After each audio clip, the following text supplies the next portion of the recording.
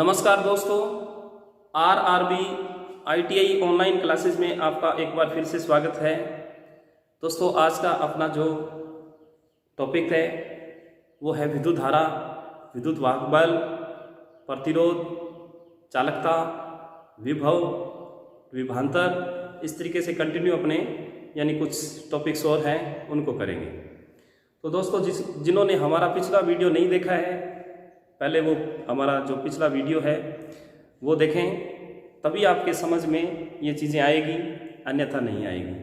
क्योंकि कंटिन्यू अगर आप देखते हो तो ही ये समझ में आएगा, नहीं तो आपके मन में ये होगा कि सर क्या बता रहे हैं, क्या नहीं है, कोई समझ में नहीं आ रहा है। तो कंटिन्यू आप निरंतर हमारे चैनल के साथ बने रहें और आपको डेली हम नई नई चीज़ों के बारे में बताएंगे, ठीक है। और आपका जो रिवीजन है आईटी इलेक्ट्रिशियन का फर्स्ट जो ईयर है उन बच्चों का जो सिलेबस है उसका मैं रिवीजन करवा रहा हूँ, ताकि आप लोगों को दिक्कत ना आए और आपके अच्छे मार्क्स बने और आपको अच्छी जानकारी मिले।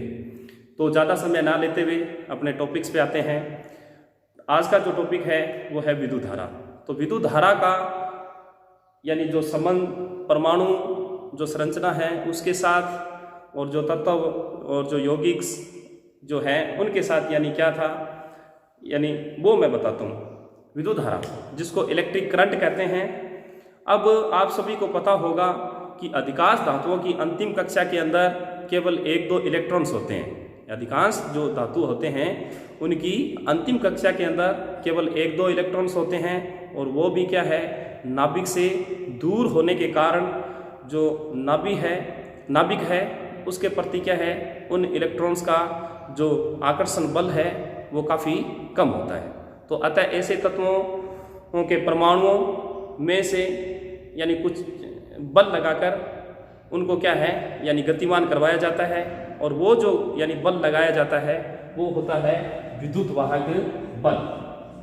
कौन सा होता है? विद्युत वाहक बल। इसको इंग्लिश में कहते हैं इलेक्ट्रोमोटिव फोर्स, और इसका जो शॉर्टकट नाम है वो है ईएमएफ। इसको ईएमएफ कहते हैं। एक बार ध्यान से सुन लें कि इसका जो पूरा नाम है वो है विद्युत वाहक बल।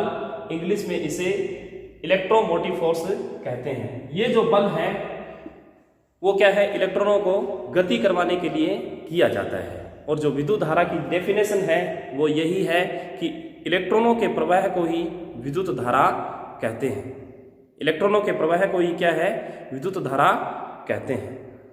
अब आता है विद्युत धारा के बाद विद्युत धारा की जो डायरेक्शन है, विद्युत धारा की दिशा, वो किस वस्तु से किस वस्तु की तरफ चलती है। तो पहले की जो अवधारणा थी उस अवधारणा के अनुसार ये था कि जो विद्युत धारा की दिशा है वो धन वस्तु से ऋण वस्तु की ओर होती है। लेकिन जब इलेक्ट्रॉन्स और परमाणु की जब संरचना याद हुई, तब ये पता चला कि जिस वस्तु के परमाणु कुछ इलेक्ट्रॉन्स त्याग देते हैं वो धनावेशित कहलाते हैं, और जिस वस्तु के इलेक्ट्रॉन्स जो परमाणु हैं वो ग्रहण करते हैं इलेक्ट्रॉन्स को, वो क्या है ऋणावेशित कहलाते हैं, और जो त्यागते हैं वो धनावेशित कहलाते हैं। एक बार और ध्यान से सुन लें कि जिस वस्तु के परमाणु कुछ इलेक्ट्रॉन्स त्याग देते हैं वो धनावेशित कहलाते हैं, और जिस वस्तु के परमाणु कुछ इलेक्ट्रॉन्स ग्रहण करते हैं वह ऋणावेशित वस्तु कहलाती है। जिस वस्तु के पास मुक्त इलेक्ट्रॉनों की बहुलता होती है वही दूसरी मुक्त इलेक्ट्रॉनों की जो कमी वाली वस्तु होती है वस्तु को ही मुक्त इलेक्ट्रॉन से कहते हैं। अतः इलेक्ट्रॉनों के बहाव की दिशा ऋण वस्तु से धन वस्तु की तरफ होती है। जो इलेक्ट्रॉन्स है विद्युत धारा की जो डायरेक्शन है वो किस दिशा से किस वस्तु से किस वस्तु की तरफ होती है, ऋण वस्तु से धन वस्तु की तरफ होती है। तो ये था विद्युत धारा का जो दिशा है वो, और विद्युत धारा की जो डेफिनेशन है वो है कि इलेक्ट्रॉनों के प्रवाह को ही विद्युत धारा कहते हैं। अब आता है विद्युत धारा का मात्रक। तो विद्युत धारा का जो यानी प्रतीक और मात्रक है वो मैं बताता हूँ। विद्युत धारा का जो प्रतीक है यानी प्रतीक वो होता है I और मात्रक है इसका एम्पियर।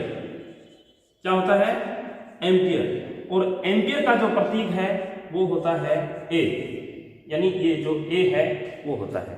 तो आपके समझ में आ गया होगा कि विद्युत धारा क्या है, यानी इलेक्ट्रॉनों के प्रवाह को ही विद्युत धारा कहते हैं। और इलेक्ट्रॉनों की जो विद्युत धारा है इसकी जो दिशा है वो ऋण वस्तु से यानी धन वस्तु की तरफ होती है। और इसका जो मात्रक है वो एम्पियर है। और एम्पियर का जो प्रतीक है वो A, यानी इंग्लिश का जो वर्ड है वो A यानी होता है। और इसका जो विद्युत धारा का प्रतीक है वो I होता है। अब आता है एक एम्पियर, यानी एक एम्पियर क्या है? एक एम्पियर का जो सिस्टम है वो देखो कि यदि किसी बिंदु से 1 सेकंड समय के अंदर, यानी यदि किसी बिंदु से 1 सेकंड समय के अंदर यानी 6.28 इंटू 10 की पावर यानी 18 जो इलेक्ट्रॉन्स है वो प्रवाहित हो जाए तो वो विद्युत धारा का 1 एम्पियर कहलाता है।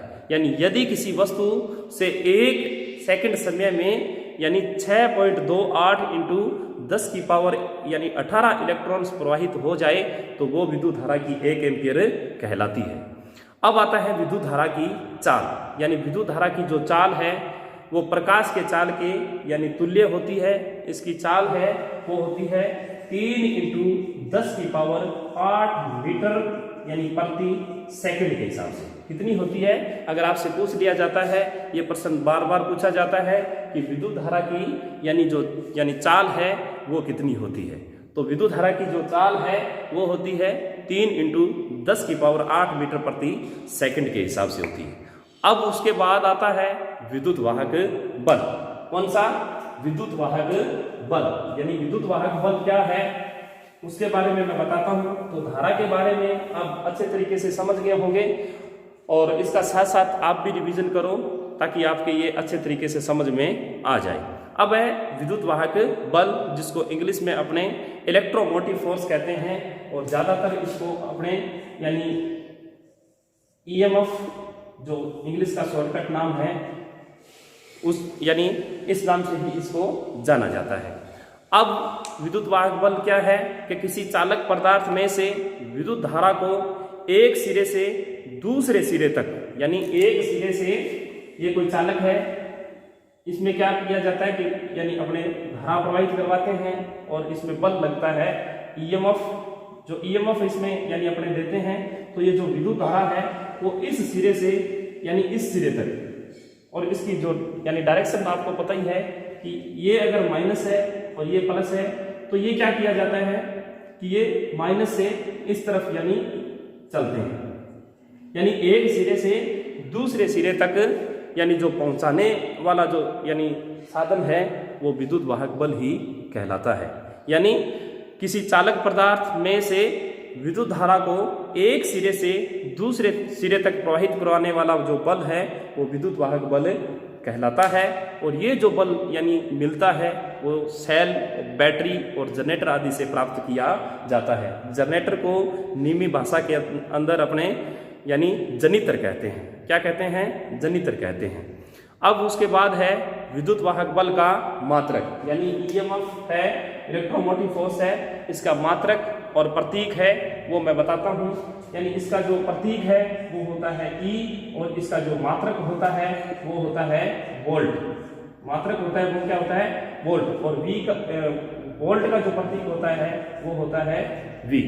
समझ में आ गया होगा कि विद्युत वाहक बल का मात्रक और प्रतीक क्या है। तो विद्युत वाहक बल का यानी मात्रक है वो होता है वोल्ट, और वोल्ट का जो प्रतीक होता है वो V होता है, और विद्युत वाहक बल का जो प्रतीक है वो E होता है। फिर उसके बाद आता है अपना यानी 1 वोल्ट। 1 वोल्ट क्या है? तो 1 वोल्ट क्या है? विद्युत वाहक बल का वह मान जो 1 ओम प्रतिरोधक वाले चालक में से 1 एम्पियर मान की विद्युत धारा यानी प्रवाहित करवा सके 1 वोल्ट कहलाता है। एक बार और सुन ले कि विद्युत वाहक बल का वह मान जो 1 ओम प्रतिरोधक वाले चालक में से 1 एम्पीयर मान की यानी विद्युत धारा प्रवाहित करवा सके 1 वोल्ट कहलाता है।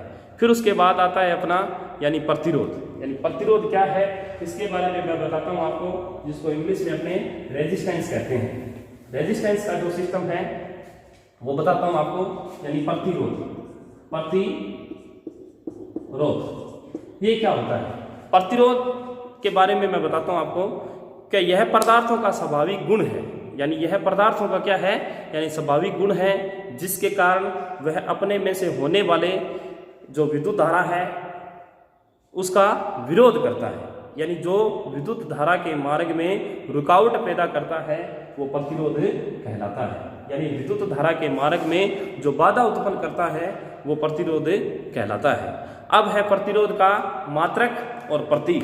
प्रतीक होता है इसका यानी R, और मात्रक है इसका मात्रक यानी जो होता है वो होता है ओम।